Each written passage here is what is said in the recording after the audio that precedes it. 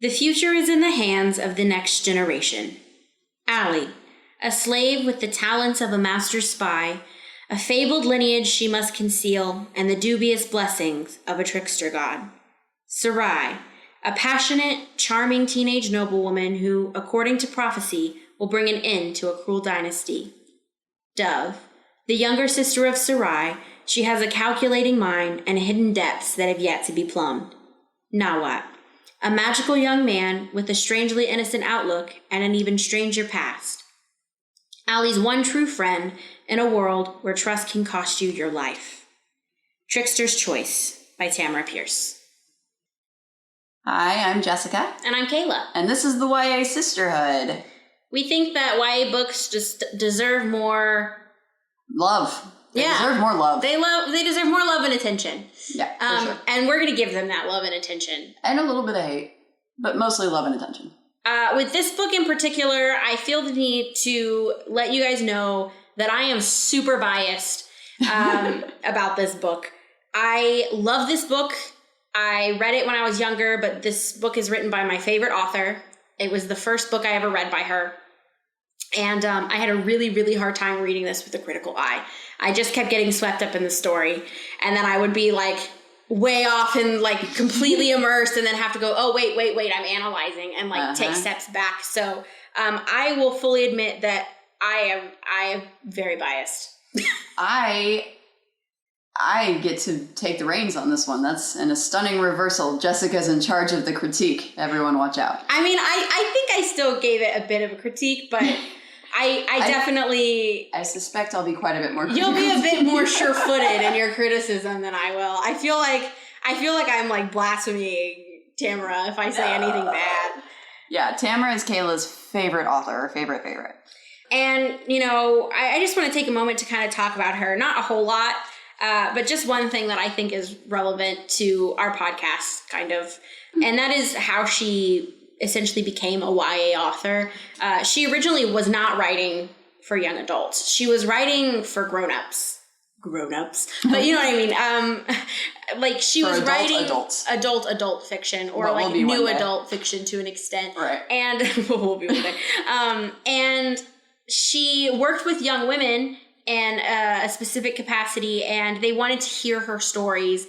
And so she sort of distilled them down into something that she felt was confident appropriate for teens. Yeah, felt confident sharing with them, that wasn't a little over the top and not full of language. And at some point, someone was like, well, there is your book. And she became my favorite YA author. So, my favorite author overall, but, you know. Yeah, I think becoming an author because of your youth outreach work is probably pretty rad. So, yeah, I think that's really interesting. But even in that, even though she sort of kind of tried to steer them away from some of what she was doing, she doesn't steer away from mature themes at all.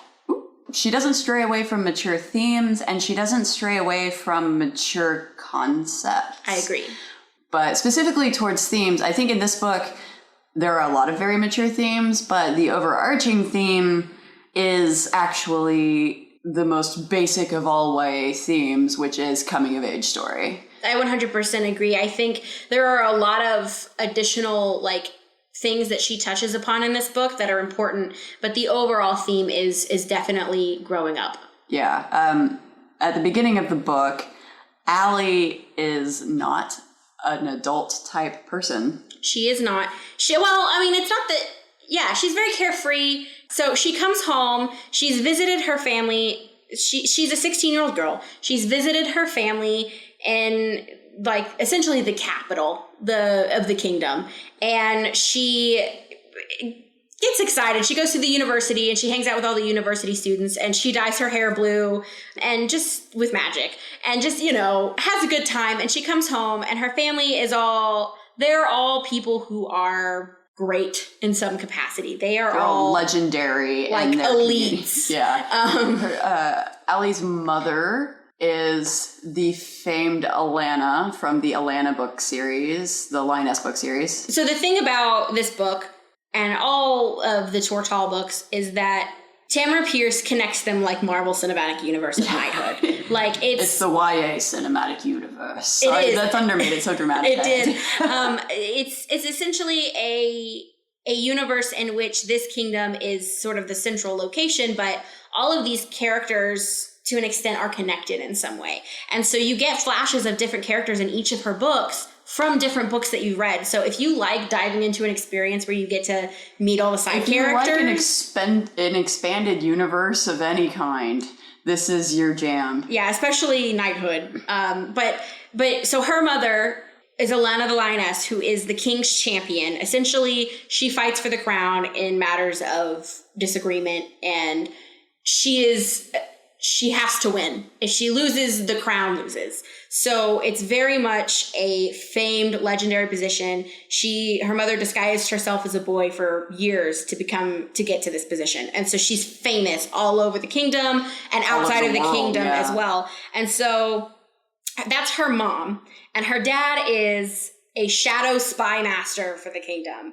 People don't know he's the spy master, but he is. He's the former king of thieves. Yes, he was the king of thieves when he was 17. And now he is the spy master of all of Tortall. Her god's father is the king. Her god's mother is the queen. Her aunt is a half goddess. Who is shape-shifting pregnant. Yes. And her aunt's husband is the strongest mage in probably the world, but especially in Tortall. And so she has a lot of really, really driven, powerful, ambitious people around her who have all succeeded at young ages, and they all want her to succeed. And she just wants to chill and watch TV and hang out. That's not entirely true. She wants to be a spy. Yeah. But no one else wants her to be a spy. They want her to be good at something else. Anything else. But that's what she wants to do. And she really plays it off like, well, you guys are all so high strung, I need to relax for you. But ultimately what she wants to do is not something that her family wants her to do. It's a really, really dangerous line of work. And it's very, very gritty and violent and deceitful. Yeah, and her dad did it and does it, but he doesn't want her to do it. He doesn't want that life for her because it's a really rough life, and he just doesn't want to put her in that position. He's okay with her becoming a knight or anything else, literally anything else, and she's just not interested. The story begins with Allie coming home from visiting her family abroad with blue hair and hanging out with her dad. And her mom shows up. Her mom has been overseas at war. And her mom shows up and essentially starts ragging on her to become an adult, to grow up and get a job and be passionate about something, anything. And so Allie goes. She just snapped a pen in half, guys. Sorry. And so Allie goes, no, I want to be a spy. Yeah, she's like, hey, I want to be a spy. And dad said no. And her mom is like, absolutely not happening. So they get into an argument, and her mom essentially is like, well, while I'm here, we'll find something for you to do. So Allie decides that she is not going to do that. So while her mom is out and about, she sneaks off, and she has a boat. And so she decides to sail down the coast with some of her friends and family, visit some of her friends and family, and then just come back before her mom leaves to go back to war for all of the sweet, happy goodbyes, we love you, fun part.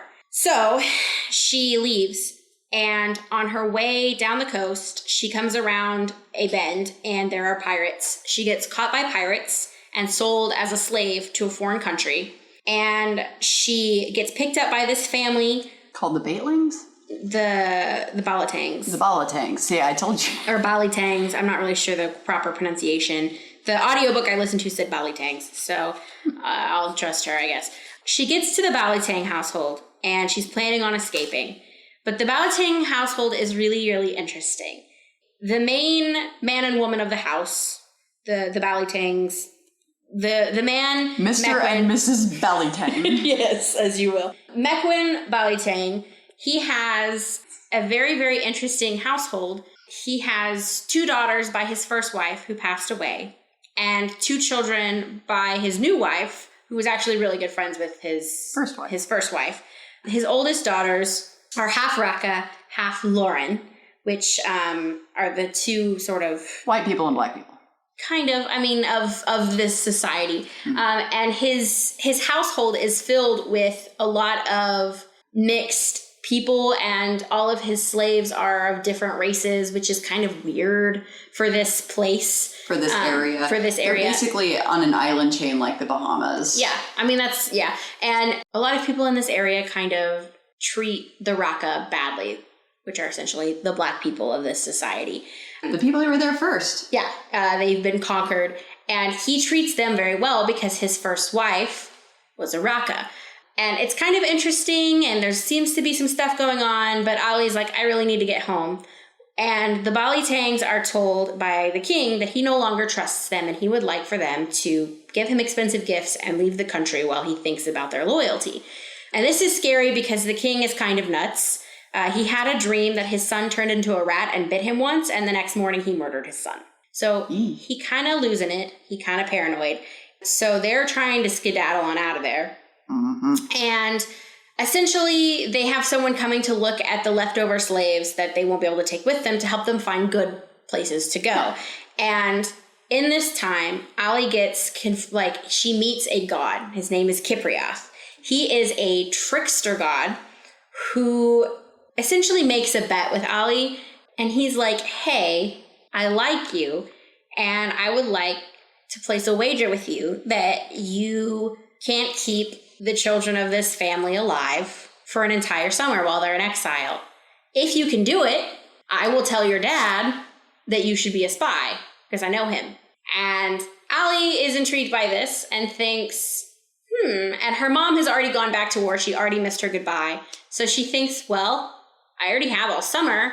Why not convince my dad I can be a spy? So she says yes, and she goes into exile with the Balitangs. They go back to Mequin's first wife, Mr. Balitang's first wife, her homeland, like her little... She's still, he owns property through her there. Well, Sarai owns the property, but his daughters, it's essentially their dowry, so they own it, and so he doesn't have to give it up because it's not technically his. So that's where they go to stay because it's safer for them than any of his property. So they go there, and Ali essentially learns that Sarai is of a prophecy of a royal on both sides queen that is supposed to come into power. And, bring everyone together. She's royal on her Lauren side and her Raka side.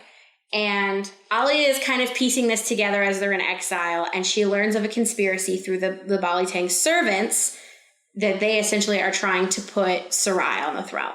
Sarai does not know this. Sarai's family does not know this. So Ali figures this out and learns that they have no spy master. They really don't know what they're doing when it comes to espionage at all. And she sort of kind of steps into that role while trying to keep them all safe. She is assisted by the crows, one of which is a very curious crow named Nawat who is able to turn human and befriend her. And essentially shenanigans happen. A prince that they're friends with, the king dies. I know, I'm going off the rails. So while they're there, the king dies. And the next king that comes into power appoints a 3-year-old as his heir and then dies. That 3-year-old's parents are his regents, which essentially mean they're running. It's not? No, it's his half-sister. Oh, you're right. You're right. I don't know why I thought it was his parents. Whatever. So his half-sister and brother are the regents, which essentially mean they're running the country while he's a 3-year-old.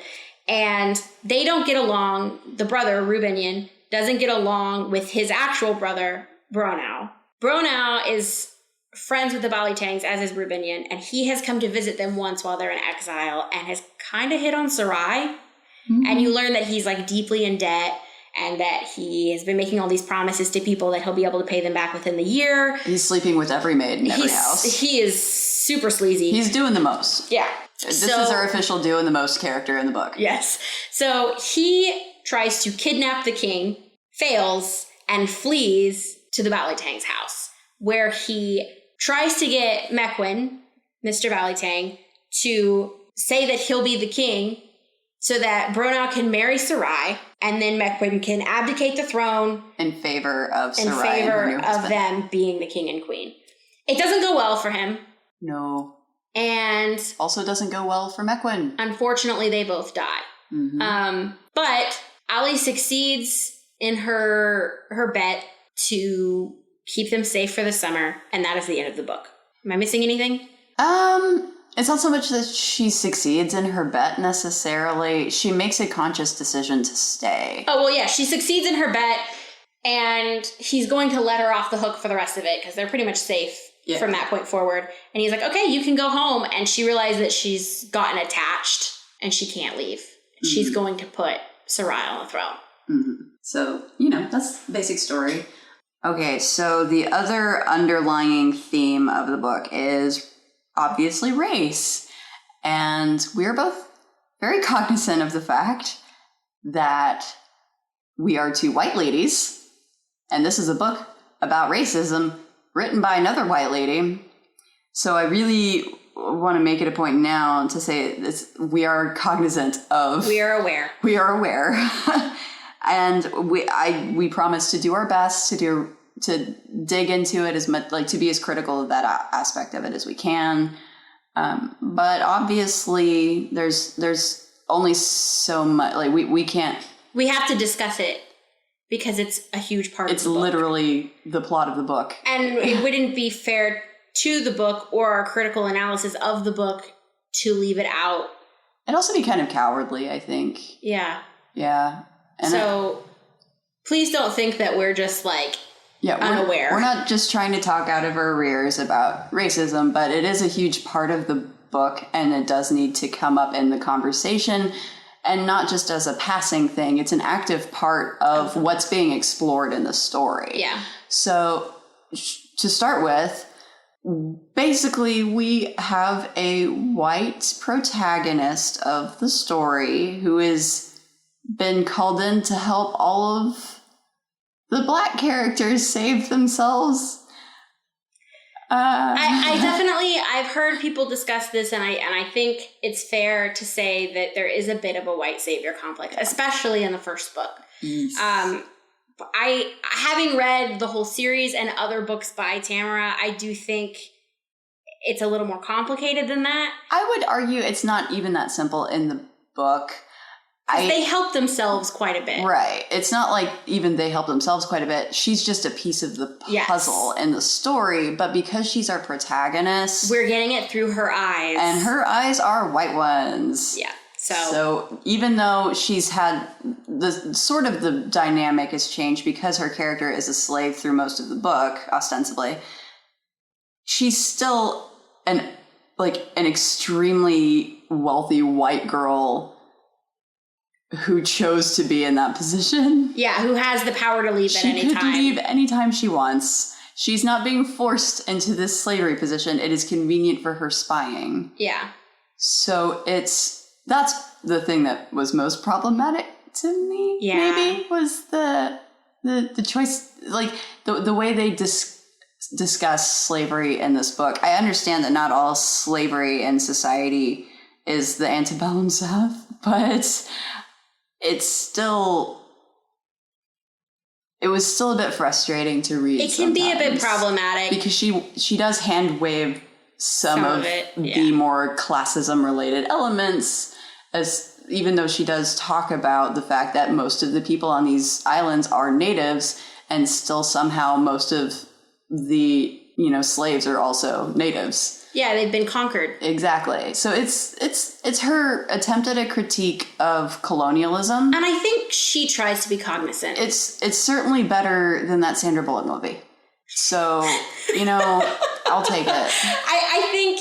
I definitely think that there is an air of her trying real hard to be woke. Yay. And I appreciate the effort. I do. There's a lot that she goes into that I appreciated. And there's a lot that she does well. However, there are moments where it's really glaringly obvious to me, and I'm white, that she, the writer, is also white. So definitely a white lady. And I wouldn't say that she's... Oh, sorry. And I wouldn't say that, she's necessarily, blatantly racist at any point in time. No. But you can tell her privilege kind of shines through a few times, and that, she is white. And the character of Allie...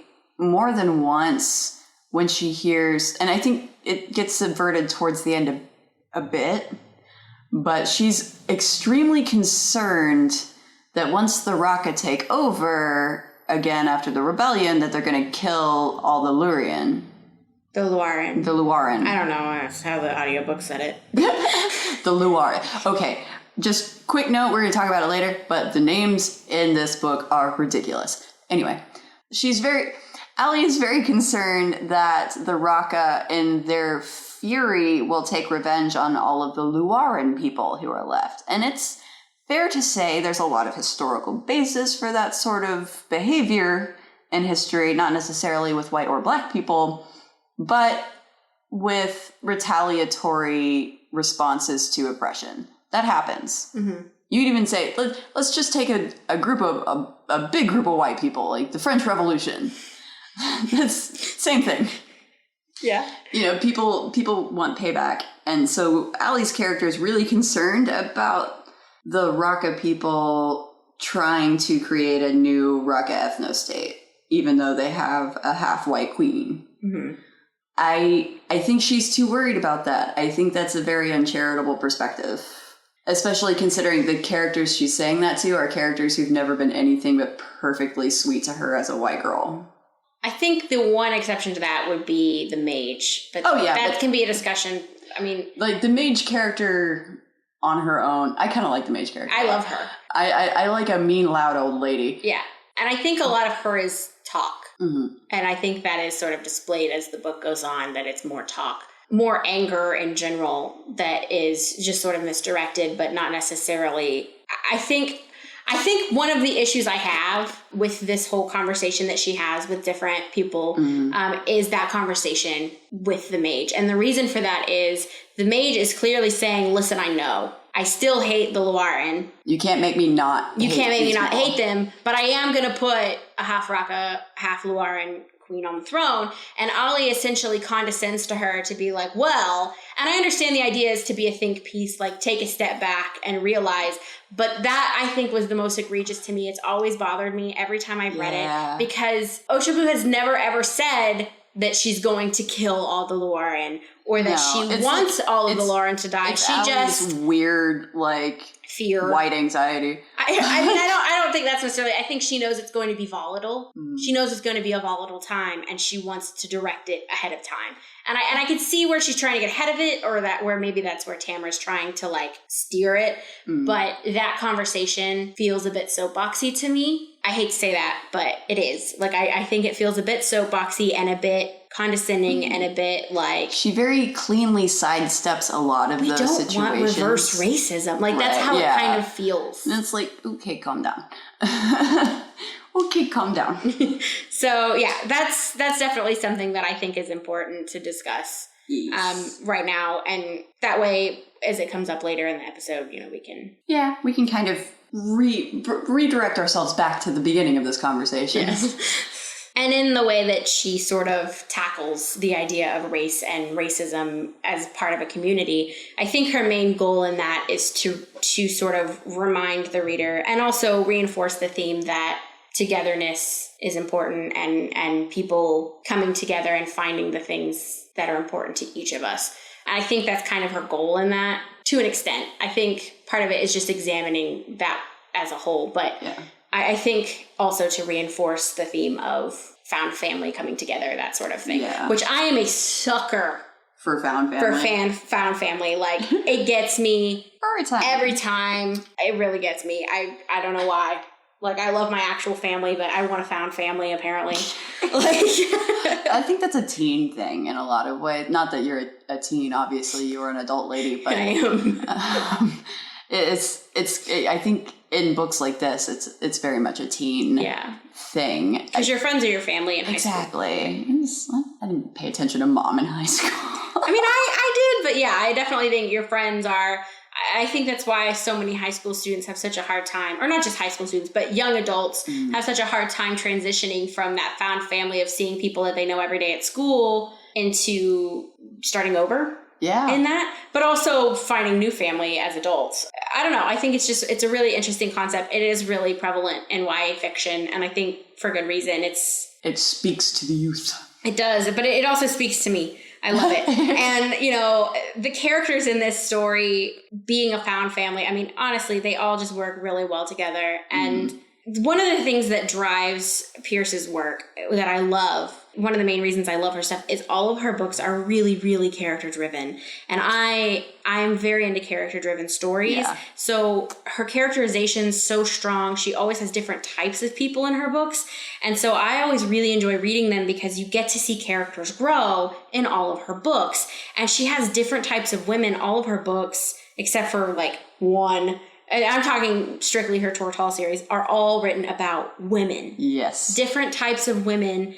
They're all different. Like, none of her female characters that are main characters are the same type of person.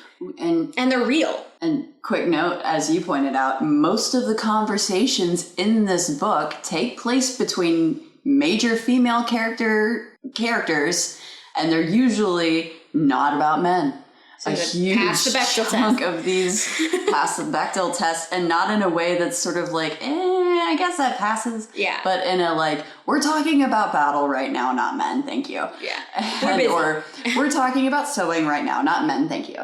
And it's refreshing to read that in a book for young women. And the fact that she shows different types of women is really big to me. Mm-hmm. Like, she has characters like Allie, whom we'll talk about Allie soon, but I love Allie. We'll get there. But like Alana, Allie's mom, has a whole series. It was Tamara's first like big series, who is about this fiery, short woman who's a tomboy, who's trying to get stuff done, who's determined and intense and very like, the classic hero woman who is kind of cut off from her feelings to an extent.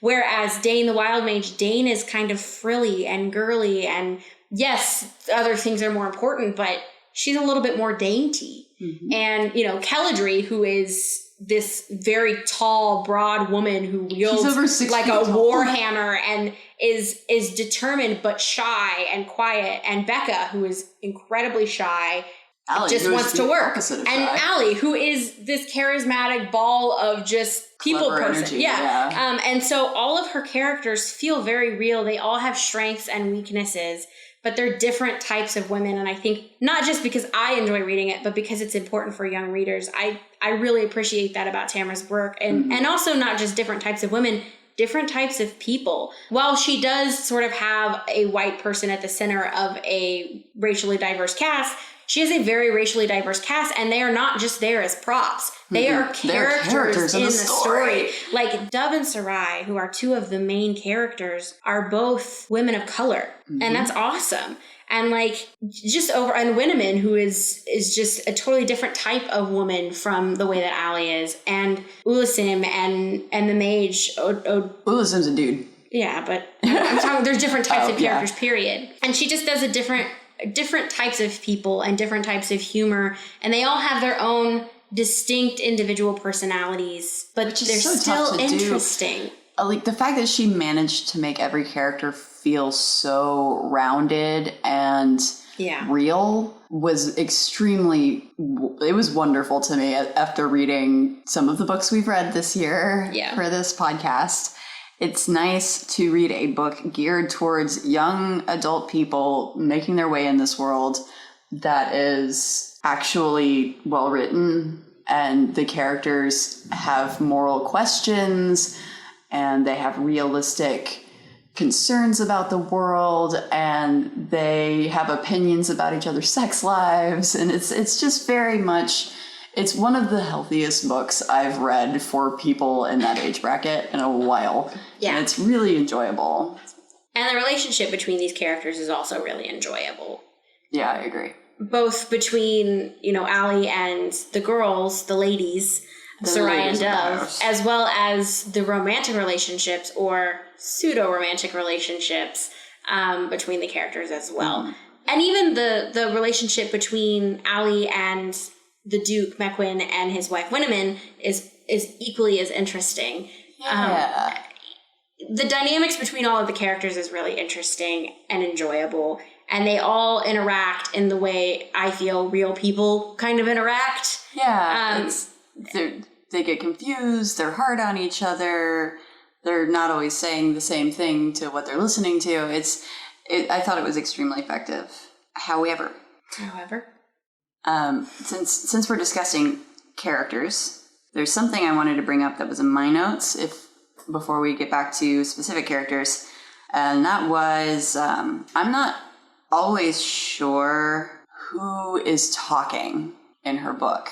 She has a really bad habit, I've noticed, of assuming that we know who's supposed to be talking when she hasn't declared them in the narrative yet. I even wrote a specific page number down for one of them. You're looking at me like you want to put a dagger through my brain. No, so it's making me very uncomfortable. I know. I'm sorry. I'm sorry. Don't talk about Tamara like that. I'm like, as I'm talking, your face is getting angrier and angrier. So I'm not angry. I'm sorry if I look angry. I'm trying to think of an instance like that because I've never had that issue before. So there is a whole conversation she has with a sailor in here where okay, here's the specific phrase that got me, I think. The Raka faces, when she used her magical sight to better examine them, were expectant and eager. The sailor had told her the watches were not typical. Something about the Duke's party drew their attention. That wasn't it then. That made more sense. It was just something where, like, someone said something and it wasn't established who said it, and that happened several times in the book, or it was established, but it was, like, buried in the middle of a paragraph. And I had a really hard time figuring out sometimes who was saying what line of dialogue. Oh, see, I like that aspect of it, though, for the most part. I don't like when it says blah, blah, blah said after, like... No, I don't want it to say blah, blah, blah said, but I want there to be an indication of who's talking so I know who has what opinion. Yeah. And there were a few points in there where I was like, wait, what? And it just, even if it just can get, her prose can get a bit muddy, is all I'm trying to say. We're not in the style section yet. Fair. Okay, back to the characters. Sorry. That's not something I've noticed, but I think the different characters are really, really interesting, and some of the characters in specific. I mean, obviously we're gonna have to talk about Allie, but before we talk about her, I want to talk about some of the like side characters because I think there aren't really any side characters, or it doesn't feel like it. Yeah, it feels like every character, when Allie leaves them, is living their own full life away from her. Yes. Which I appreciate.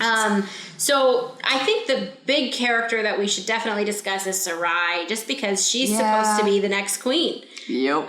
According to the prophecy and all of their planning, Sarai will be the next queen. So... she's really interesting because she is essentially a lot like Allie was... before Allie was kidnapped by pirates. Yeah. She is a young, noble woman who likes to flirt and kiss and... ride horses. And have a good time. Yeah. And she's passionate. She's very passionate, but she's not introspective necessarily. Well, that's not the right word.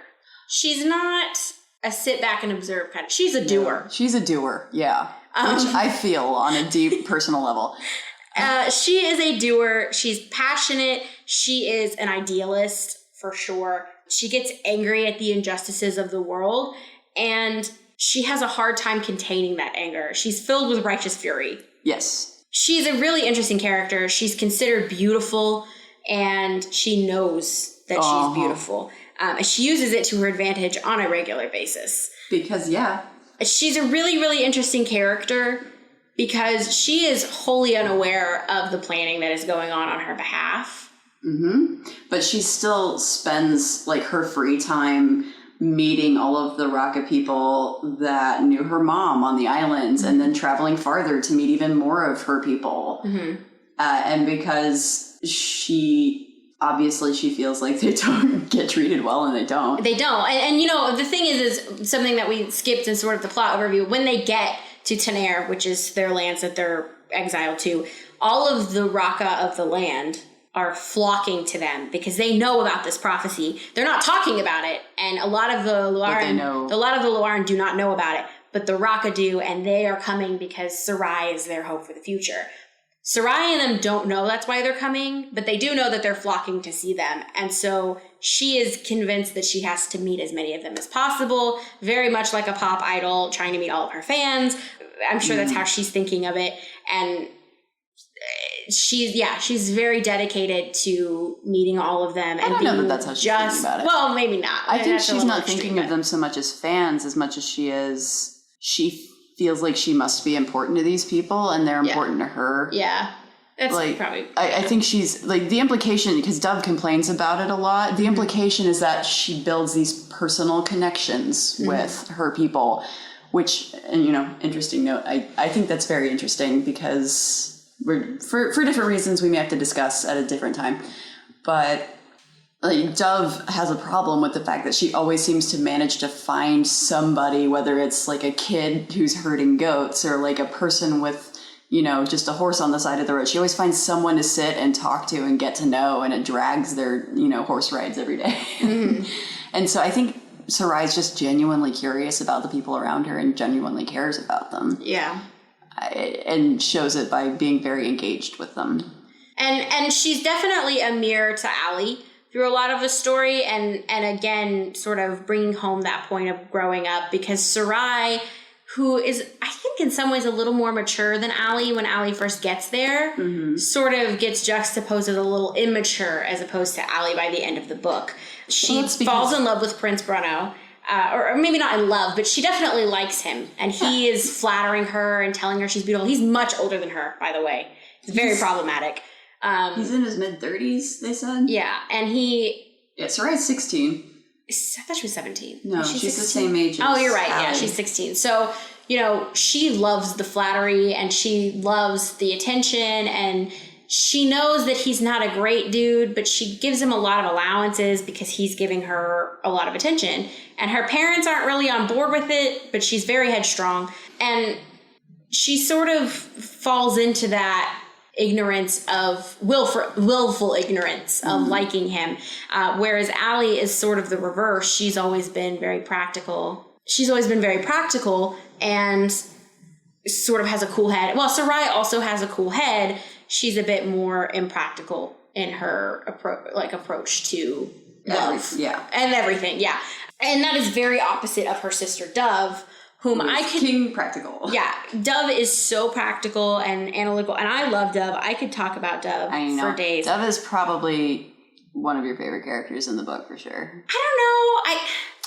I really have a lot of respect for Dove and like the attention that she gets as sort of this observant, quiet person who is practical, but not necessarily cold. And people see her as cold because she's a practical woman. Yeah, and because she's not super, like, I'm pretty sociable. She's not unsociable, but she's not, like... interested in small talk. Yeah, she wants to talk about serious stuff. She's an ideas person. She's a nerd. Like, she wants to play chess and talk about politics, and she's interesting. Yeah. And I think it's fun to see a story where a not necessarily as pretty or as outgoing or as passionate and charming idealist still gets credit for the things that she is good at. Yeah. And still gets appreciated, not just credit, I think, but she gets a lot of love, especially from Allie, who recognizes her talents really early on. Yeah. And they spend more time together as the book goes on and get close because they're both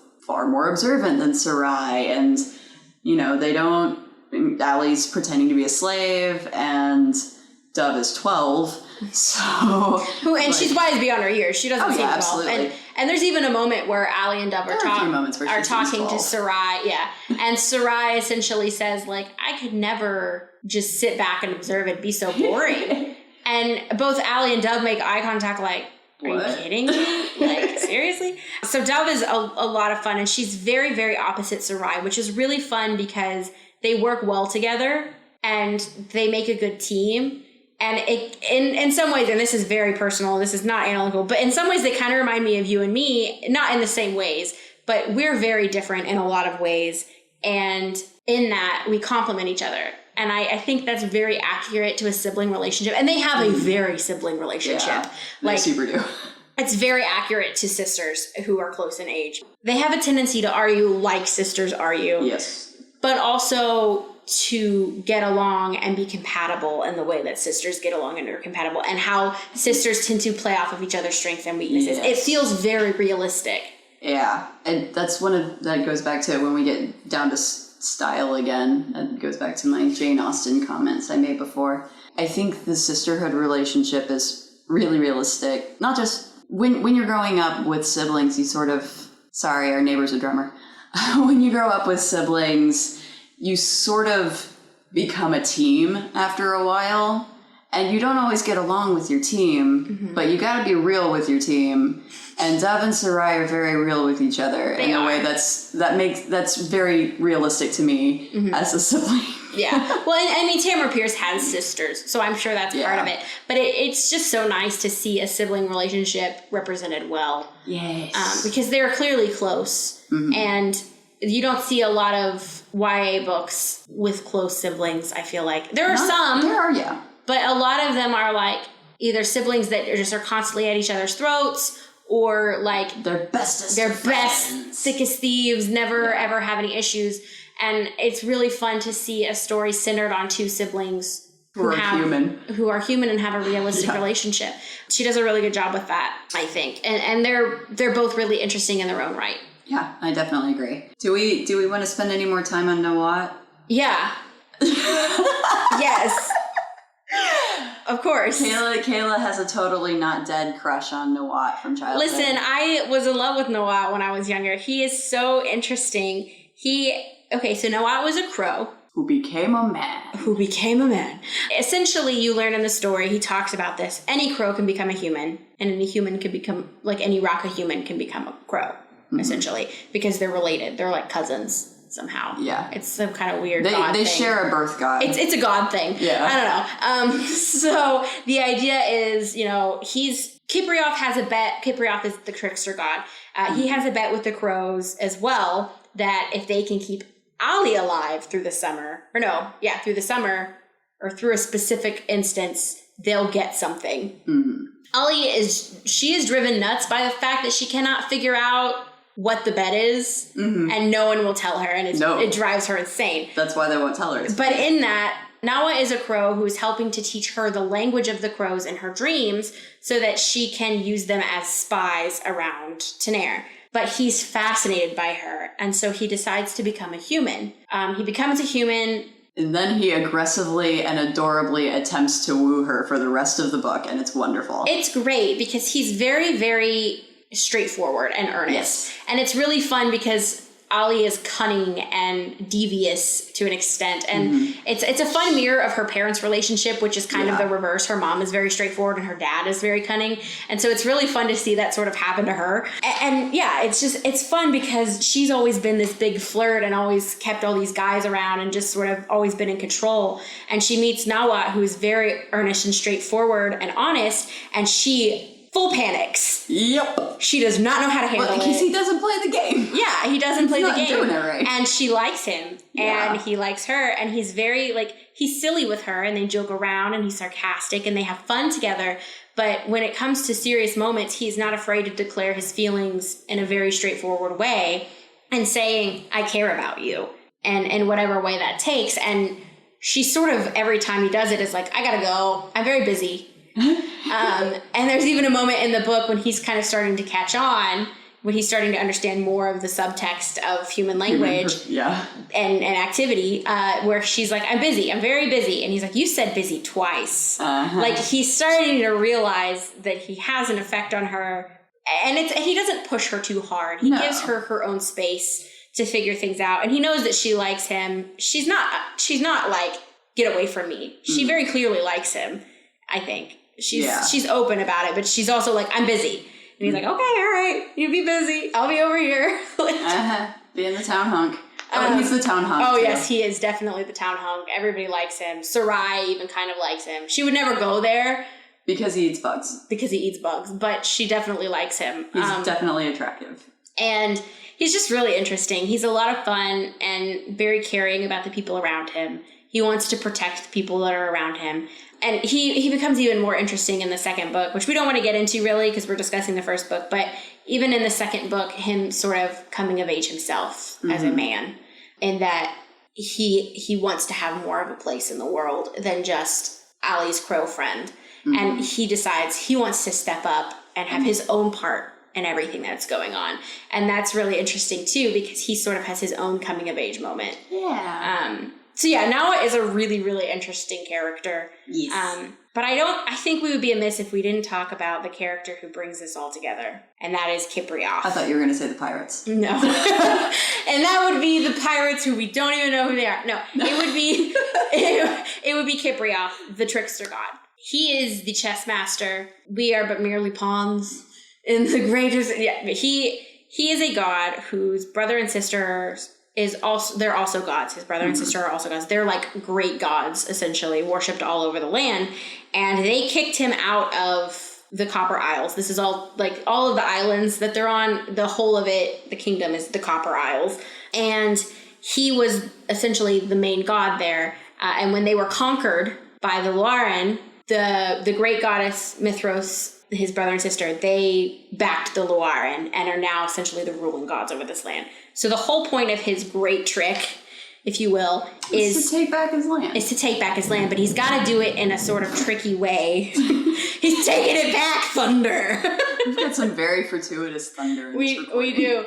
His main goal is to take back his land, but he has to do it in a really tricky way. And wants to do it in a really tricky way. And he wants to do it in a really tricky way because he is a trickster god and he enjoys the subterfuge and the being tricky about it. And so he's a really interesting character as well. He's a lot like Ali, except for more powerful and more interesting and more Ali is a really interesting character. More scarier. Yeah. And he's a really interesting character because he seems really, really blasé until you really get into the thick of it. And then you realize this is a big deal to him. Mm-hmm. And he's not just playing games. And he's just a really interesting character, I think. Yeah. But you mentioned you felt like he might be a bit of a self-insert. There were moments in the book where it really felt he was saying things that felt like this is the author talking to you. Mm-hmm. Yeah, I could see that. So I feel like I'm going to go ahead and declare it right here on this podcast. First gender-bent author insert character that I've ever noticed. I'm on board. That's very progressive. And then, of course, Allie. Yes. Our main character. Allie, our girl. She's a lot of fun. It's really interesting because I read most of the Tortall series books by Tamara Pierce. Allie is probably the one I want. Are you kidding me? Guys, we are trying so hard to bring you a really great episode for this book that I love, and literally every noisy thing in our city has come to our house right now. Our neighbor is drumming. We're in a storm. There's sirens happening on our street. And people keep driving past. A new siren just started. Yes. New exciting sirens. I'm pretty sure a car alarm went off a minute ago. Mm-hmm. I'm sorry. We're trying. There's only so much I can do. So Allie is probably of all of the Tortall books, and I read all of them, I think, by Tamara Pierce, I want to be the most like Allie because she's really, really fun and interesting and clever, and she's just a lot of fun to read. She's really enjoyable, as a main character. You really want her to succeed, and you really do. You really want to help her figure things out. Really, you feel like you're figuring things out as she feels like she's figuring things out. Yeah. I'm probably the most like her mom, and I feel like her mom is kind of the most annoying in some ways, and I don't know if that's something about me, but her mom is a very short-tempered tomboy. Stubborn person? Who wants to get things done. And that is, honestly, I'm probably the most like that. But I want to be more like Allie. I like Kel a lot, too. Yeah. But Allie is just the most fun to read. And yeah, you've always had a soft spot for grifters, too, in literature. Grifters and spy and thieves. Yeah. Those are my favorite. Yeah. And Allie is all of them. I know. Yeah, guys, just so you know, moving forward, I have a thing for grifters and spies and thieves in books. Grifters, spies, and thieves. I don't know what it is. I think they're really fun. I've always loved a good rogue character. Yeah, everybody loves a good grifter, though. And so it's just fun for me. And Allie she hits all of those bases plus some. And she's definitely a Slytherin. Yeah, for sure. Slytherins represent over here. So, but she's a really, I think that Tamara does a really good job of showing Allie growing up throughout the story. Because by the end, she has grown so much, but it feels very natural. It reminds me, that's one of those things that those great authors can do. Even in YA, Harry Potter is a really great example of Excuse us. Are you quite done? Even in Harry Potter. In Harry Potter, we have Joe shows us this beautiful gradual progression of a young man into an adult man who's grown, and we are actively with him throughout that growth, and you don't even notice it when you're in it, and it's so beautiful. And by the time you get to if you read the first book and then skip right to the last book, he's a totally different person in a lot of ways because he's grown. And I think that's one of the fun things about Allie is she does a really good job. And Kelladry, as all of her characters, she does a great job of the letting sort of coming them grow of age. organically. Yeah. And that's, since we're moving in this direction anyway, that sort of brings me back to my thing that I said about Jane Austen. This book kind of reminds me of a Jane Austen book. And this, or at least her style reminds me somewhat of Jane Austen's style. And I wonder if some of that comes from the fact that there are so few books that mostly center around women doing something other than trying to date. Although that is a big chunk of Jane Austen's books. And it is a big chunk of Tamara's books to an extent. Yeah, but it's not the point of the story. It's not a romantic comedy. It's not like this lady needs to find love. It's romance is an element in it. Yeah. But it's, and in the case of Austen, it's a very important element of it because it was how you were going to make your living. Yeah. You were talking about your living in the future. But in that same vein, all of Jane Austen's characters felt very authentic when they spoke to each other, and the relationships they had felt very authentic. And I see that quite a lot in this as well. It just sort of, I'm not sure if it's so much that her style is very similar. I think I have an author type. You do have an author type. Because I also love Jane Austen books, guys. I'm a big Jane Austen reader, so... Yeah, I think it is very reminiscent of Austen in its characterization, like, as a very important element. And also the relationships between people feeling very authentic and real. And lastly, the drive of the story is those relationships and characters more than the plot. While the plot is important, the drive behind it is more from the characters from within, and it feels really, really engaging. I could agree with that. It's certainly not the same as far as like her actual writing style. Yeah, it's very different stylistically. It's high Tolkien. Fantasy. Yeah, it is hardcore high fantasy. I don't know. It's very high fantasy. It can be a bit draggy and meandering at times, I think, for others. One of my notes literally says, Tolkien food porn. That's all I wrote.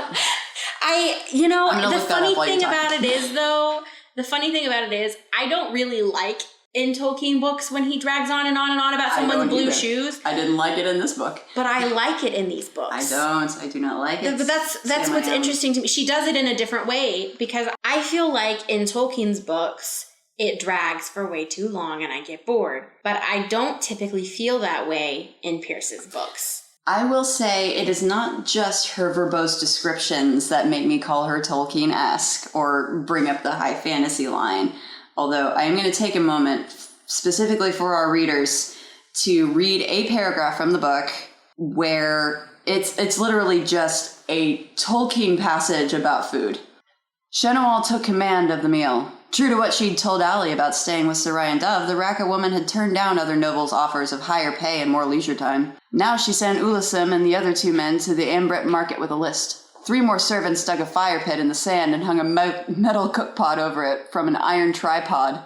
Once the men returned with Shenowal's ingredients, she set to work shredding a chicken and cooking it in water, cutting up hard-boiled eggs as the meat simmered. One of the cookmaids chopped shallots, spring onions, garlic, and chilies. I don't see the problem.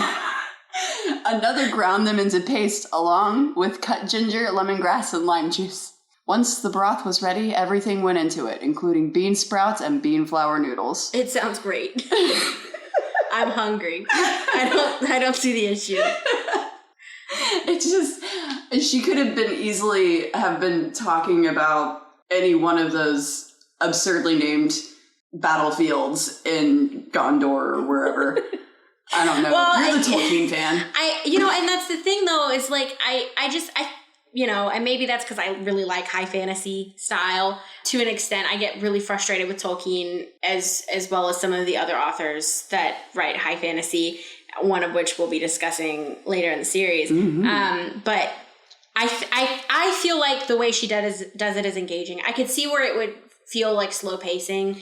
But I've in all of her books, I've never felt like I wish she would hurry up. I enjoy the slow meandering way she does it because it feels, I don't know, like I'm there.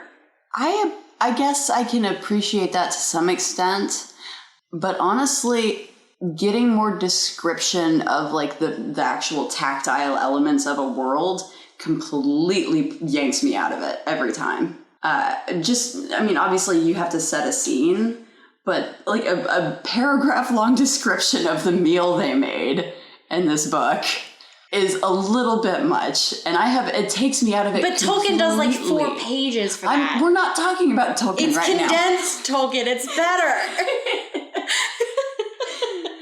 I just mean that I like the minutia in these stories. I think she does a good job of setting a backdrop. Yeah. And I can see where some might think it's meandering and taking too long. I totally am willing to concede that. But personally, I like it, and I usually don't, and stuff like that. I don't typically get bored in her stuff, and I think she does a good job of making it relevant, like especially like the backdrop of Tenair, where they've gone to be outcasts. Like in a lot of books, where they're at isn't really important to the characters. Which is a shame, because your setting really should be a character. But a lot of times the setting isn't. Like sometimes it is, but this is a book where I think the setting really matters. The fact that Tenair is cold, it shouldn't be thriving, but it is. And they're in a town where essentially they're in a tower. Like it talks about how all it is just this small like tower with an outcropping of buildings. That's it. Like there's no town, but they're in a town, you know? Like it's very much, and I don't think it's like overtaking the story or like given a huge place in the story, but it's relevant to where they are. The fact that they're in the jungle while they're traveling is important to where they are. And the fact that they're across the sea from all of the important people is important to where they are. News takes time to travel. Yeah. Except for in a few circumstances where the god helps them out. Like overall, she uses their setting to the advantage of the story. Yeah. And I think a lot of those like long asides, for the most part, are to the advantage of the story, or because this is Marvel's cinematic universe of knighthood, she uses it as a flash of other characters that you may know. For me, I've read all of these books, so when she has dreams about home, it's all characters that I already know and love. For you, it was this boring, like, unnecessary aside. Yep. And it would matter to somebody who's reading for the first time in terms of if they care, like, it's still relevant to the story, but you could skip over it and not really lose a lot. But for people who've already read it, it's more about the characters that you already love from other stories. So I think that's really cool. So I can definitely see where others might get bored or think it's a pacing issue or meandering or Tolkien-esque. But for me, I enjoy it. Yeah. But I know that that's a personal preference. I think that's a big part of what makes high fantasy what it is. Yeah. It's very much, I feel like the setting is extremely important. She does it in a really fresh way, because a lot of high fantasy stuff, I get bored the same way you do when they go on and on and on and on for 4 pages. No offense to Robert Jordan, God rest his soul. She does a good job of condensing it down to just one paragraph. You know, like she doesn't spend years on it, like where you're just like, oh my gosh, his shoes are blue. We've been talking about it for 4 pages. We know. Like, so I think she does a good balance of the high fantasy aspect of the genre without getting too far ahead of herself. But that's just, again, my personal preference. I will say I did enjoy this more than most high fantasy books I've read. Yeah. It takes a lot to get me to sit through a fantasy book. It does. That said, outside of that aspect of her writing, a lot of her other stuff is really, really tight. Her foreshadowing is really, really well done. Strong. She weaves it in seamlessly. There's even stuff like that she set up for the next book that, like, some of it you've caught and some of it you haven't. Like, it's really, really, I think she does a good job. And I enjoy when I figure out the foreshadowing and I'm right. And she does a good job of weaving it well to where you're like, am I right? And then when it happens, you get to be excited that you were right. Yeah. Or if it surprises you, which sometimes it does, it's enjoyable because you don't go back and go, she didn't even hint at this. She really tightly weaves in her foreshadowing and her planning really, really well. you can tell she definitely knows what she wants the plot to do through the whole book. Yes. It's a very tight story. She's a very tight writer overall. And it's nice to have two of those in a row, because we just read The Giver and then we read this, and they're just both really strong, solidly written books for young people. And that's so nice. Yeah. I've had to read a lot of non-fiction over the last few years, and I got very lucky my last year of college. I got to take a class on the novel.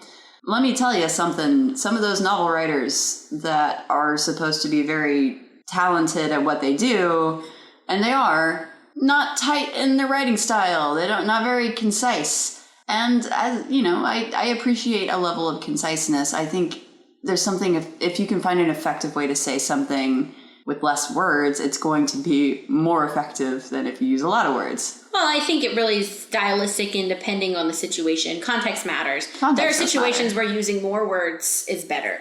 But I do think we, to an extent, a lot of new writers have have forgotten the importance of being concise. Yes. Because sometimes being concise is the best way to hook your audience. And I think I like to let my brain do as much of the work as possible when I'm reading a story. I like to put myself in there. Mm-hmm.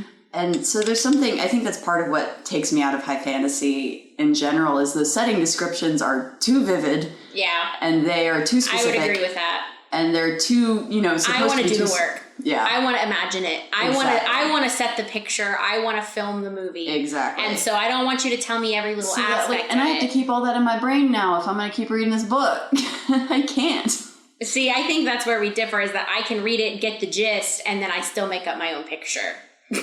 I just straight slide my brain over the paragraph most of it. I think I mentioned that when we were talking about The Giver, maybe. Yeah. That was the first book we had read where I only did that once. Yeah. I did that a couple of times in this book. Yeah, I will say there are moments where I'm like, okay, moving on. But I don't ever feel bored with it. I'm just like, okay, it's time to move on. But usually by the time I get to it's time to move on, she's moving on. Yeah. So we're good. I will say I overall very much enjoyed the book. Mm-hmm. So I don't want that to come across wrong. Well, you can dislike stuff about it. I'm not. How dare you?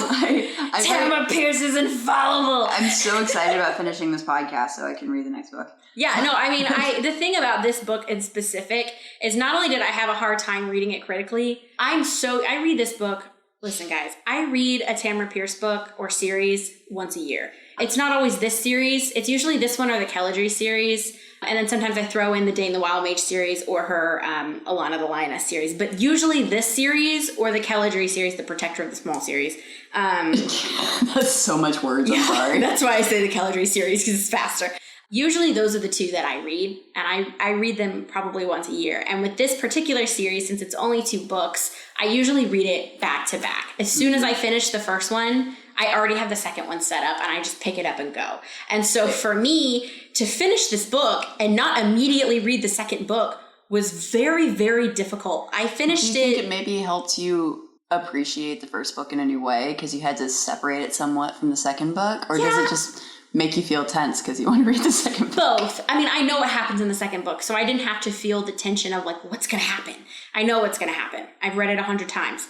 But that feeling of I want more immediately was really hard to be wait, do the podcast first so that you're not interrupting yourself and your own train of, because then I would start talking about stuff in the second book way more than I already have. And so for me, it was tough, but probably necessary. And it was good to take the book. I think, yes, it was good to take the book as a whole and really analyze it by itself, because for me, I want to analyze the series as a whole. And it's really interesting to take just the first book broken away, because there are aspects that I think she kind of repairs in the second book that aren't as strong in the first book that I'm like, well, but she fixes it in the second book. Yeah, you can't do that. It's its own book and it needs to stand on its own. Yes, to an extent, I think it was probably beneficial for me to take the book by itself. However, I have been biting at the bit for us to record this episode because pretty much as soon as we're done, I'm going to start the next book. Yeah, me too. Well, I got to edit this podcast and then I'll probably read it. Well, I'll be done by the time you're done editing the podcast. That's fine. And that's, the only other thing I would say about her style that I have an issue with at all. I don't even know if this is about her style. This is about her personally. She's coming for you. We're coming for you, Tamara. She has a thing against thin lips. I know. Oh my god. She always says it so derisively in the book. And not just this book. And all of her books. If you have thin lips, you are a villain. I don't know what somebody with thin lips did to her. Tamara, tell us, what did the man with the thin lips do to you? Yeah, how did he hurt you? Like, what is it? Tell us. In the Kelladry series, there's like a mage who's like evil and he picks all the time at his skin, but he's got thin lips. And like, she always uses thin lips as a mar on your character. That's like, weird. If you don't have full lips, that's a weird you're thing. hiding something. I will say she's very descriptive about the fullness of the lips of the attractive people. I know. She's got a lip thing. She does. I'm whatever, against her for, and you know, guys, I'm not personally offended. I do not have thin lips. But on behalf of people with thin lips, we're standing for you guys. I take issue because not all people with thin lips are evil. And not all people with full lips are good. I will say our mom has thin lips, and I don't necessarily think she's evil. And I've met people with full lips who are not good people. Agreed. Those full lips go to their head.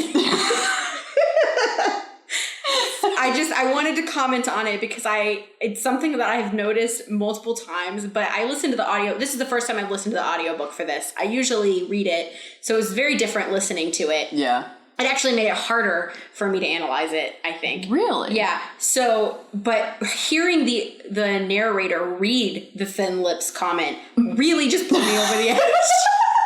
I read it and I thought it every time, but hearing the narrator say it, I was like, this has to be discussed today. Is this in your notes? Yes. Oh my god. Talk about the thin lips. I don't know what it is, and you know, I hope that I never put those kind of biases in my books. I'm sure I will in some way or another.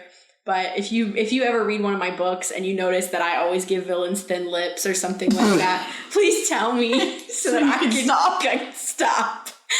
Stop bringing your weird discrimination into the world. Do you think the thin lips are like symbolic of anything? I don't know. I think like representative of an emotion? Or? I think that they're representative of an emotion. I think they're representative of that when you're hiding stuff, you know, when you kind of tuck your lips away and like have that sort of thin line of tension. I think that's what she's going for, that sort of frowny, tensiony, hiding something. But it sounds like she just hates people with thin lips. But it just sounds like she hates people with thin lips, and I don't think that's fair. I feel like I've gotten some like insider information about this series and this writer. You know, and I don't think she goes too heavy-hand on symbolism. No, honestly, it's pretty symbolism light. Yeah, compared it is. To, especially compared to like The Giver. Or yeah, I would say maybe the next book has a bit more symbolism, but for the most part, she's pretty straightforward about what she's saying. Yeah, like in the normal places in YA where we'd find something symbolic, like symbolic of sex or puberty, a lot of the time Tamara just says that stuff outright. Because she trusts her readers. Exactly. And she trusts that young people already talk and know about these things. Exactly. And she wants to approach them in a normal way, but also in a healthy way, and I appreciate that. Like her insistence that, young people always use protection. Yeah, birth control's a thing in this universe. It doesn't happen in this book, but in some of her other books, there's a magical charm within this universe that you can wear that will keep you from having kids, and you wear it until you're ready to have kids. And I think it's really cool that she's essentially saying, if you are going to sleep with people, do it safely. Don't bring children into this world when you don't want them yet. Mm-hmm. And I think that's really cool. I think that's... And the fact that she's so real about, the fact that she's so comfortable talking about young people's how they think of romance. Yeah. It's really easy to toe a very cringy line there. Yeah. Or a very uncomfortable line. Mm-hmm.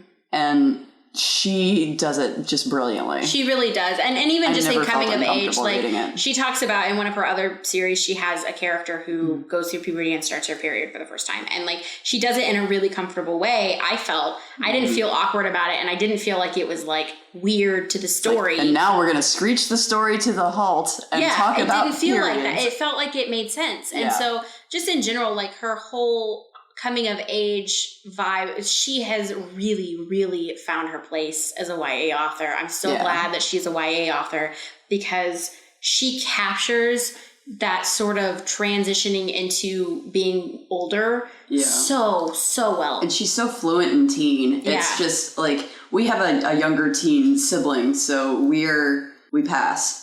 I would say I used to nanny, so I feel like I pass even more to an extent. And I spend a lot of time on Tumblr, so there's that. But I think she really, you can tell that she spends time with teenagers. Because they all sound very, I keep using the word authentic, but it's true. They sound like real teenagers. They sound like real human adult children. Mm-hmm. And they have a lot of the, I find something frustrating sometimes in YA is when the YA authors seem to be somewhat talking down to their audience and not expecting them to have knowledge about the world. And I think that's very silly because when we were teenagers, we knew a lot about the world. Yeah. And we had a lot of really interesting opinions. They're not the same opinions we have now necessarily.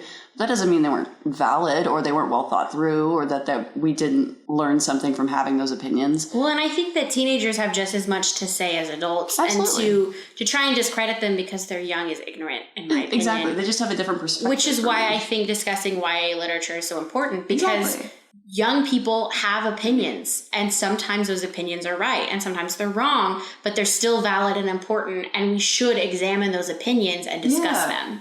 And look at them as human beings. Yeah. Like we've talked before, even on this podcast, on the very first episode, we talked about children's literature and how it has so much academic love. Yeah. You know, everybody from Tommy Unger to, Edward Gorey, Shel Silverstein, they all have that really sketchy pencil look, don't they? Yeah.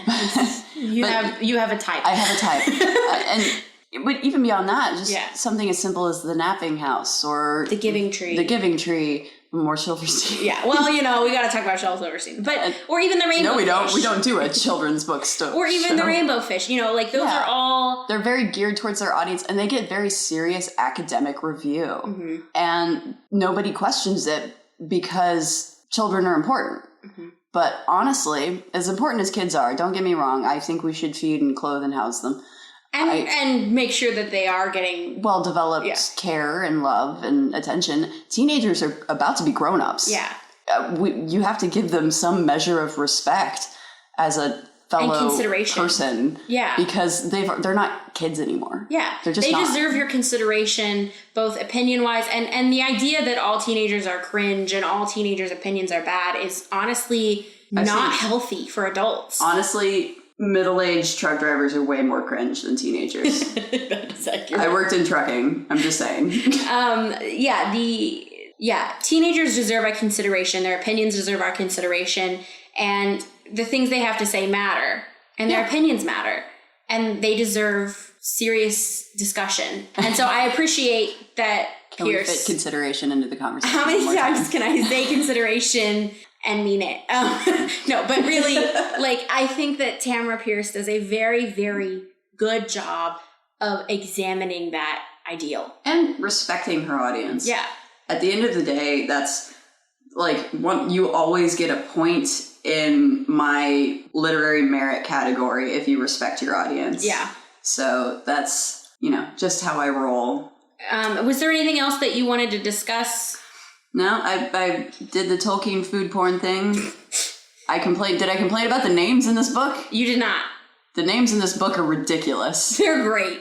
They're ridiculous. You guys have probably heard this. If you take a mouthful of macaroni and you say a normal name, you write it down and spell it like it sounds, and that's a good name for a YA book. And there are lots of those jokes all over the internet, but YA names are ridiculous, and I love it. I think it's a lot of fun. All my YA names are ridiculous, too. Okay, the first 4 names on this page I randomly flipped to are Allie. That was normal. Ulisim, which is not too bad. Gerhardt. Really? Uh-huh. And Fesgau. Yeah. McQueen. Yeah, these are wild. And then there's the white head of the guard, Vernon. Yeah, there's Varen, I think. Oh, Varen. For some reason, I want to add an N in there. Because it's a normal name. Yeah. Yeah, the names are ridiculous. I love it. I think it's a lot of fun. I understand why people think it's ridiculous, and I don't care. I think I can't. I don't want to read a name. Okay, I don't want to read a high fantasy story where her name is Allie and her Sarah's name or Sarai's name is Sarah and Dove could be Dove, I guess. Yeah, her name's not even Dove though. It's Dovassery, yeah. But and Sarai's name isn't just Sarai. It's Sarayu. But I just, what I'm saying is, I don't want to read a high fantasy book with Bob and Bill and Charles. I do. And Sarah. I super want to read that book.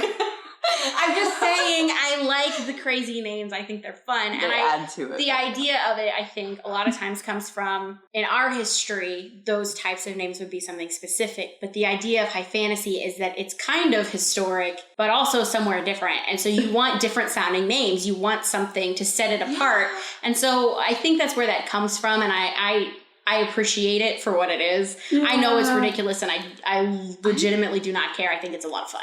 Every time I tried to say those names out loud, I'd start giggling. Like, I couldn't take it seriously. Oh, well. The names are wild. And King Jonathan? Yeah, well. The king of Allie's home country is named King Jonathan. His wife is Queen Theet. But we do have Tom and Alan and, like, normal names, too. It's a weird mixture. I thought you didn't want to see Adventurer Bob. I didn't. I want to see Adventurer Tom. I don't know. Whatever. My only last points that I wanted to hit before we move on is I like that she's not afraid to tackle really heavy and difficult subject matter with her audience, which we've already kind of discussed. I like her books. I feel like they're very cinematic. I know that she's talked about this before on some of her blog pages, that people are always like, when are you going to have a movie made? When are you going to... I would love for Netflix to make a series out of one of her books. That would be dope. And then make a sort of Netflix cinematic universe out of her book series. They could use that to replace the Marvel Cinematic Universe. Yeah, the thing is the interesting thing is, I think, even though this book is set after a lot of her series in this universe, it's a really good entry point. Because it's only 2 books. You don't have to know what's gone on with all the other characters to care about Allie and what's going on with her. But if you go back and read them later and then come back and read this, it's a lot of fun. So I think I would love for Netflix or someone to pick this up and make it into a series, because it feels very cinematic to me. You know, it would be another great vehicle for Black actors too. Yeah, no, I agree. It could be a really interesting way to have a cast full of young Black women running a movie, basically, and they're crushing it, and their poor white friend. Yeah, I agree, and it'd be really dope. Yeah, I think it would be great. I really, really wish that they would explore it. Yeah, but I have no control over what Netflix does. I mean, I'm a huge Neil Gaiman fan, and I feel that way about Anansi Boys. One of the biggest issues Neil Gaiman's talked before about his problems getting Anansi Boys made as a movie always come from producers wanting to whitewash the cast. Yeah. The cast of literally the children of an African god. Yeah. What is wrong with people? Sorry. Anyway. I just think it would be really interesting to have a series. But the only other thing I wanted to say, and I don't want to end it on a low note, but I know I've had someone mention this to me. I've had someone say that she feels like all of her characters are kind of too OP. And I disagree, but I could see it. I super see it. Allie's pretty OP. Yeah, she is. She is OP. And I think I've definitely seen these people are way too talented, but then I kind of look past it and just enjoy it. So I think... But she also justifies some of it. Exactly. And she gives them flaws. They're not just And Allie messes up. Oh, yeah. More than once. Not just in this book, in the next book. She makes big mistakes sometimes. And it's good because she's cocky. And she needs to be knocked down a peg or two every once in a while. Yeah. And not just because she's so good at what she does, but because she knows she's good at what she does. Mm-hmm. That sometimes she just doesn't do the right thing because she's like, oh, I know what I'm doing. And she does, but it screws her over. And I appreciate that. So, I don't know. I can see where some of her stuff is too OP, but you know what? I enjoy it. I don't care. I don't even care that it's OP. Yeah. You know who else is too OP? Batman. Yeah. Batman's too OP. And you know who I love? Batman. So, any other final points before we move on to tropes and final scorings? I can't think of anything off the top of my head. So some of the tropes that are really prevalent in this story, the biggest trope that is very prevalent in this story trope is outfit description. By a mile. There are so many outfit descriptions. I stopped counting. You know what that reminded me of? What? Tolkien's outfit descriptions. No, it's different. You were anyway, you gotta back yourself into a corner on this one because it's either YA outfit descriptions or Tolkien outfit descriptions. It's Tamara Pierce outfit description. I will say I give them a bit of a pass in this book. They're pretty egregious in her other books, but I give them a bit of a pass in this book because it's part of the genre. It just is part of the genre. The high fantasy genre includes outfit descriptions, but also because it's part of her job description within the story to be very observant about the people around her and what they're wearing and how they come across and why their clothes matter. Because sometimes somebody's dressed a certain way and it's important. So to me, while it's done in a very outfit description-y way, I'm willing to give it a bit of a pass because Allie is a spy and she's looking at their outfits, supposedly, out of necessity. Yeah. Even still, it's very egregious. Lots of outfit descriptions. I've got a few more in here. Do you? I do. The other one, I wrote it down before I even opened the book. Well, I didn't open the book. I pushed play. But before I even pushed play, because I already knew that it starts with a prophecy. We begin We have a prophecy. With a prophecy.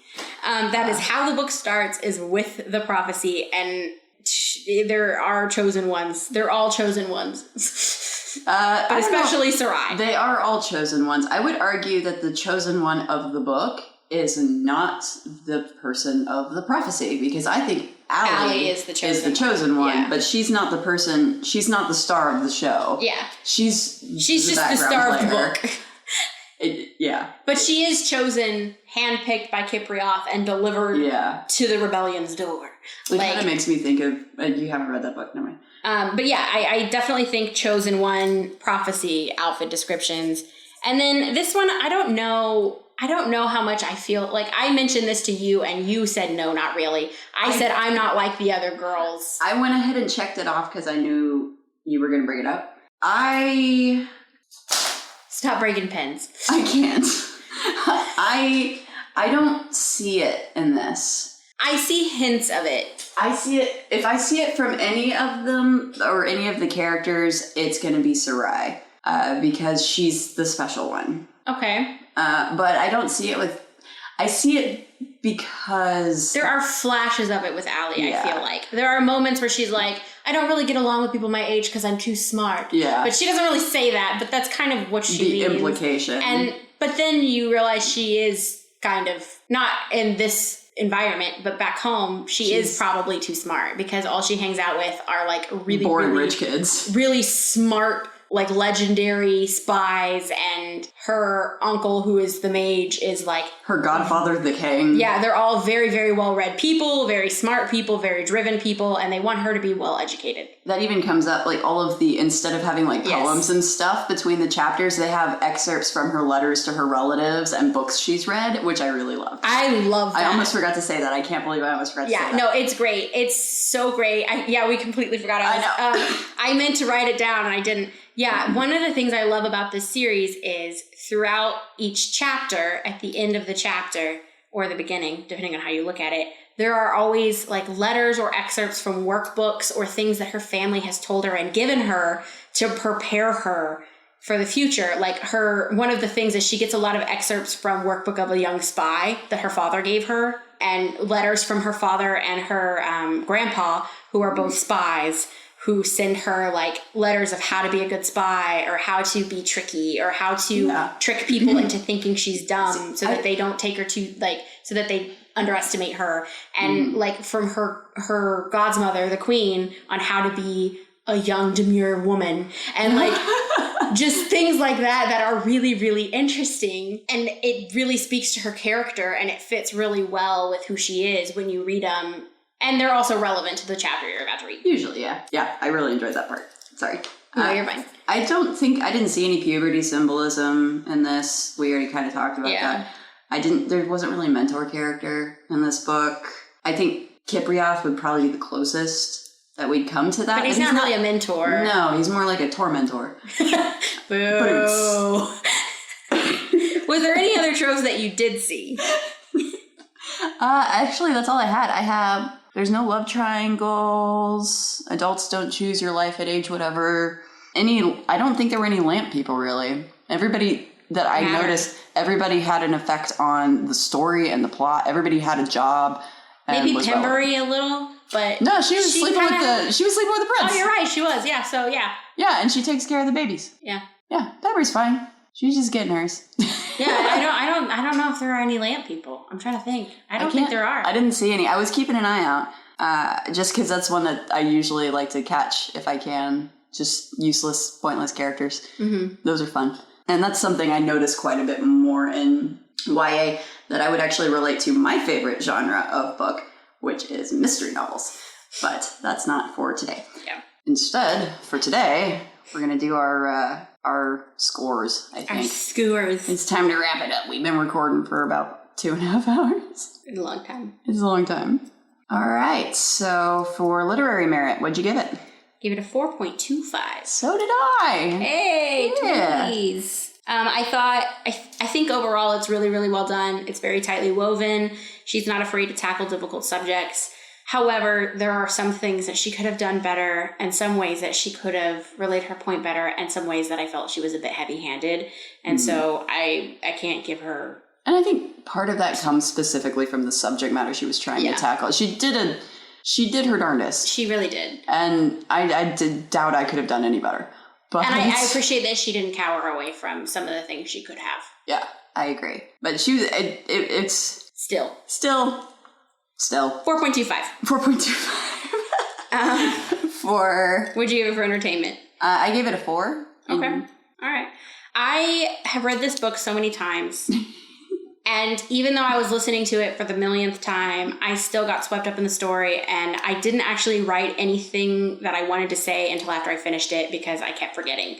So for that reason, I gave it a 5 because I was so entertained by it and continue to be so entertained by it that I felt like giving it anything less would be a lie. I know that it may not be a 5 for other people.